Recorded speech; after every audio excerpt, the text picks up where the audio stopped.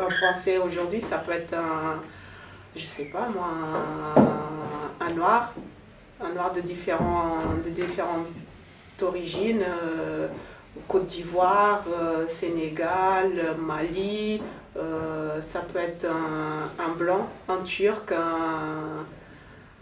je sais pas moi, ou un arabe, pareil, un marocain, ça peut être n'importe qui aujourd'hui peut être est français. En fait, je pense même pas que ce soit un terme qui ait une autre définition que le fait d'avoir la nationalité française. C'est un fait qui est légal. À partir du moment où on est dans ce pays, on a la nationalité française. À partir du moment où on vit dans ce pays depuis un certain temps, on peut se faire naturaliser. Mis à part ces définitions légales, je ne pense pas que ce soit une notion sur laquelle il y ait débat. On peut débattre sur les cultures qui sont présentes dans ce pays, on peut débattre sur l'intégration. On peut voir que certains sont plus ou moins intégrés que d'autres, mais ça, après, déjà, à mon avis, il faut un certain nombre de points de vue assez variés sur la question, et je ne pense pas que durant ce débat, on ait eu une variété assez importante de points de vue. Je pense notamment aux habitants, comme on dit, issus de l'immigration, habitants des banlieues, etc. Je ne pense pas qu'ils aient eu vraiment la parole pendant ce débat. Nous, aujourd'hui, on se considère comme Français. Moi, pour ma part, en tout cas, je me considère comme Français. J'ai pas envie d'être un poids pour la société ou autre, parce qu'aujourd'hui, nous, si on va nos pays respectifs, d'abord, on nous prend pour des Français. Et ainsi, en France, on nous prend pour des étrangers. Donc, on a un petit peu, excusez-moi l'expression, le cul entre deux chaises. Et donc voilà, non, moi, c'est quelque chose vraiment qui me touche, parce que nous, on fait tout, on va dire, pour s'intégrer. Pour crier au fur que oui, on est français. Je suis né dans ce pays, donc je suis français par définition. J'aime beaucoup la culture française. Maintenant, évidemment, j'ai une double culture car mes parents sont originaires d'Algérie. Donc j'aime également beaucoup ma culture d'origine. Je raisonne beaucoup plus en termes de culture qu'en termes de nationalité. Pour moi, à partir du moment où on vit dans un pays, on peut être attaché à plusieurs cultures. Ça ne change pas grand-chose. Tout ce qui définit la nationalité, c'est le fait d'être né dans ce pays. On est français, on est né en France, on a la culture française, on a l'école française. Après, on a certes la chance d'avoir, un héritage, voilà exactement. On a des origines, moi maliennes, Wilfried ivoirienne. On s'en sert aussi, donc c'est un peu important aussi de les garder, mais on est français avant tout. Donc, nous dire qu'on est immigré ou fils d'immigré, moi j'ai du mal un peu à cerner un peu le sujet. C'est vrai que je ne suis pas fan de politique, mais moi avant tout je me sens français. Et certes j'ai des origines maliennes, comme certains ont des origines bretonnes, donc je pense que c'est à peu près, pour moi c'est la même chose, quoi. Moi je me sens français avant tout. Ça transpire que je suis français. Moi j'ai un comportement qui est on ne peut plus français. Dans ma manière de faire, dans ma manière de parler, dans ma manière de m'étaler, dans ma manière de riposter, dans ma manière de gueuler, ça fait partie de moi. Donc c'est vrai que essayer de me justifier en disant je suis français parce que j'aime la littérature ou j'aime... Non, c'est pas pour ça. J'ai une identité particulière qui fait que je suis français à part entière, avec une double culture. Parce que c'est vrai que chez moi c'est énormément présent. Mais voilà, je me sens pleinement français. J'ai un quart espagnol, un quart portugaise et moitié française. D'accord. Et qu'est-ce que vous dites alors? Vous dites... Je dis que je suis française, mais que j'ai des origines étrangères, hispaniques, enfin voilà, ibériques. Mais je me présente comme française, ça très clairement. Ça me choque un peu, le mot est peut-être un peu fort. On va dire que ça me perturbe. Des personnes qui vivent en France, qui sont nées en France, qui ont la nationalité française, qui bénéficient du système, qui ont aussi les problèmes qui vont avec, hein, mais qui sont ici et qui se revendiquent que étrangers. Ça voilà, c'est quelque chose, j'ai du mal à le concevoir. Après que les personnes se revendiquent et français et étrangers, donc de leur origine, et français et algériens par exemple, ça me pose aucun souci et je le comprends vraiment totalement.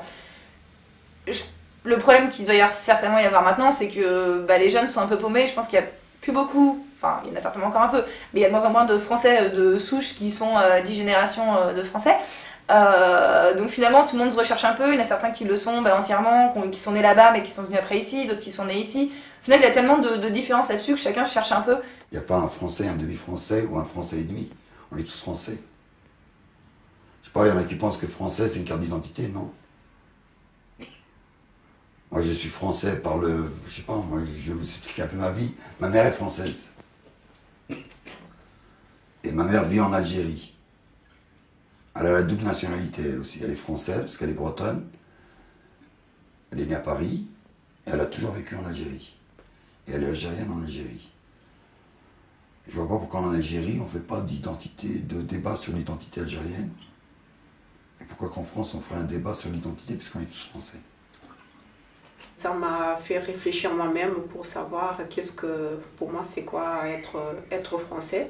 Et d'un autre côté, ça m'a un peu aussi, pas frustrée, mais interpellée pour dire pourquoi ce débat-là, parce que apparemment, ça a fait beaucoup quand même de débats autour de ce sujet-là. Il y en a qui étaient contents, il y en a qui n'étaient pas contents, mais je ne pense pas que ce soit quelque chose d'utile. Ça ramène seulement des problèmes ou à poser des questions qui ramènent des problèmes en fait. Qu'on n'en fasse pas en fait tout un pataquès. J'ai l'impression qu'on en a fait un ministère, un débat, tout ça pour en fait arriver à dire voilà, le problème c'est eux, c'est la burqa, c'est les trucs. Donc en l'occurrence le débat revient aussi en ce moment avec les histoires de prières dans la rue, avec les sondages de Marine Le Pen, il y a plein de choses. Je suis très à cheval sur l'actualité.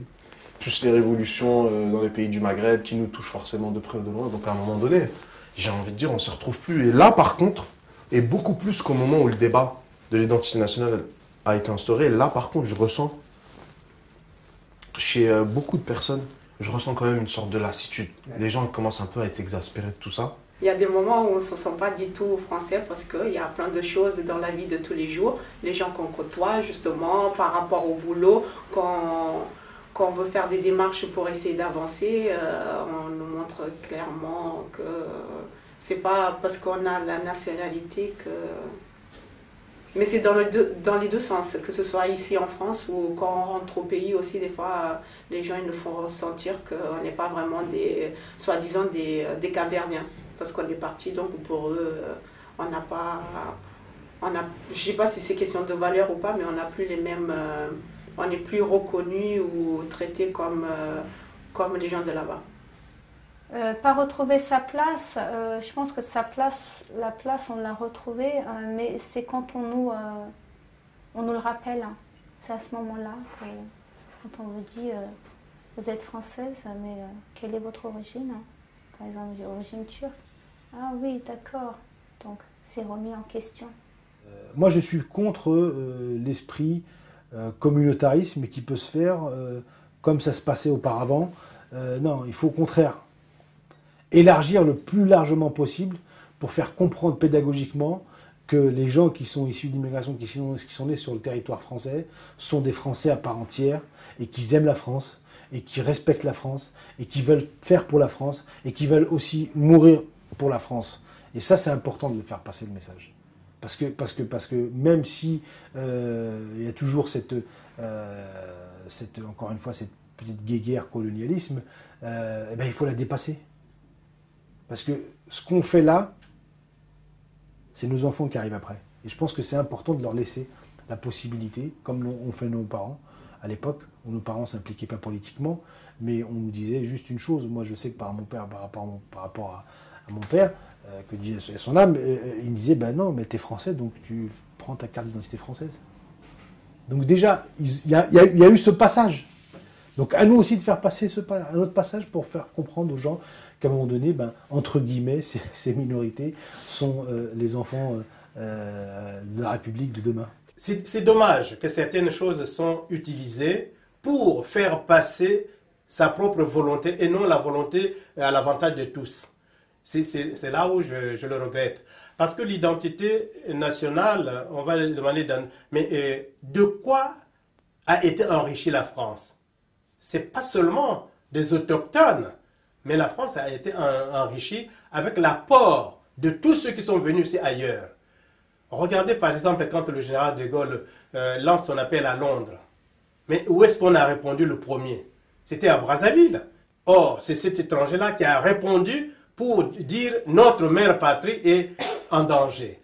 Parce que nous, on nous a appris des chansons que nous chantions. La France est belle, ses destins sont bénis, vivons pour elle, vivons, vivons unis. Or aujourd'hui, on veut qu'on dise ça c'est le national et ça c'est l'étranger. Bon, et cette identité-là, je ne sais pas comment on va vraiment la vivre. Parce que moi, j'ai de la peine. J'ai de la peine. Ouais. Parce que tout ce que j'ai aimé, tout ce que je considérais est en train de tomber en lambeaux.